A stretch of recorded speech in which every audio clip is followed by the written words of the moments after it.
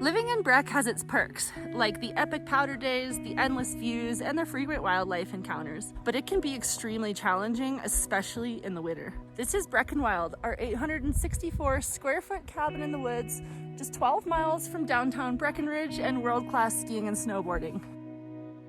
While cabin life has always been our dream, it is definitely not for everybody, especially in the dark, cold, snowy months of winter. It takes year-round preparation, the right tools and resourcefulness just to survive winters here, and it takes even more to thrive. So today I'm going to share some of our best practices and favorite tips for thriving winter, managing the snow, prepping our home, staying warm, and embracing the darkness. So if you guys are ready to get snowed in at 11,000 feet, let's go.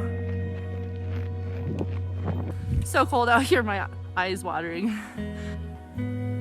Myself in a little pickle here. Hey, oh. Okay. Breck gets about 25 feet or more each season, so it's important to have a system in place to quickly move the snow and effectively clear the driveway.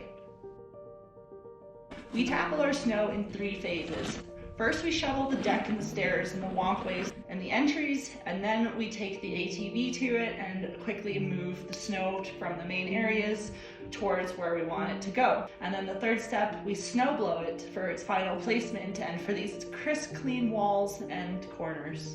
Our roads are too steep for the county plow, so we have a neighborhood guy that takes care of the road and we pay him to do that. And he's offered to do the driveway for $125 a month, but we decided to buy this ATV plow instead to be self-sufficient and in control.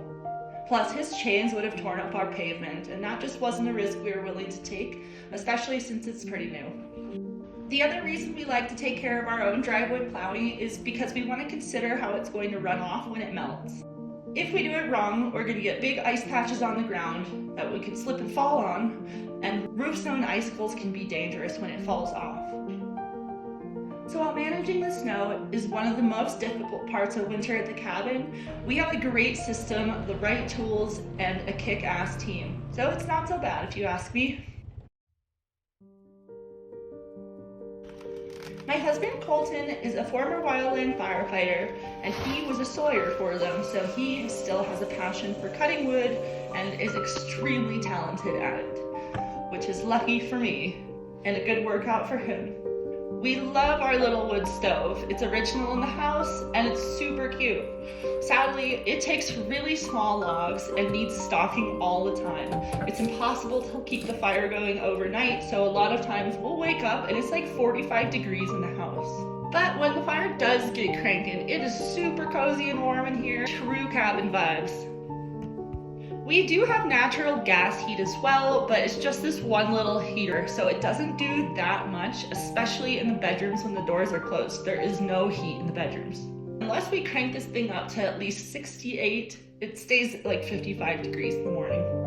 Another important part of prepping for winter and keeping the house warm is checking the windows and doors for drafts to make sure that everything is airtight and the heat can stay in. That work is best done in the summertime before the cold hits, so you can do something about it if you need to.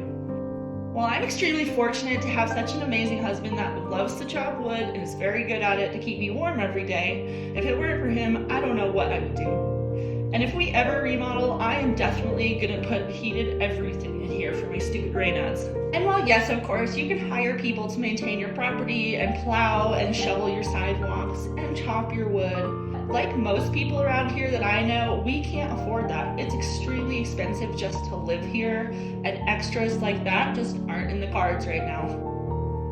Plus, the next thing on our list isn't something that you can necessarily hire other people to do for you, and that is driving in the snow, having the knowledge and experience to navigate safety, and hopefully be able to help others that are less fortunate. Our cabin's only 12 to 15 minutes from Breck, but it can feel a lot longer than that if you get behind a slow person or someone that makes an oopsie daisy. It happens a lot. In fact, it happened the other day just in our driveway. And having a roadside emergency kit and some basic skills like how to change a tire or do a rescue pull is just never a bad idea. It's better to have something and not need it than need it and not have it.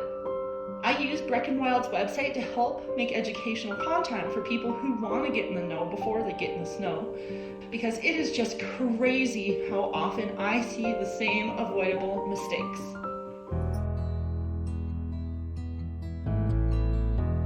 I'm not a huge fan of daylight savings time, but I do like getting to spend more time with the stars at night and the sunrises in the morning, and it has actually helped me slow down, get some extra rest, go to bed earlier. And the way I beat the winter blues is I try to make the most of every day and enjoy the snow to the max, whether it's snowboarding or playing with smalls or both together. Everything is just so stunning and still. Spring has the explosion of life, summer has all the hustle and bustle, fall embraces the spirit of change, but winter has that stillness, that serenity, and a beauty unlike anything else. Living in the mountains has its challenges, but for us it's a dream come true and worth all the hassles. The peace, the tranquility, the endless alpine views, and the blower powder days are what we live for. The rest is just part of the deal. While it may be a simple life, living in a cabin is not always an easy one. But when prepared with the right tools, skills, and motivation, being snowed in isn't so bad. In fact, it's pretty awesome. Living in nature has valuable lessons to teach, so click on this next video for the most impactful lessons that I've learned from living in nature. See you there, and until then, be wild.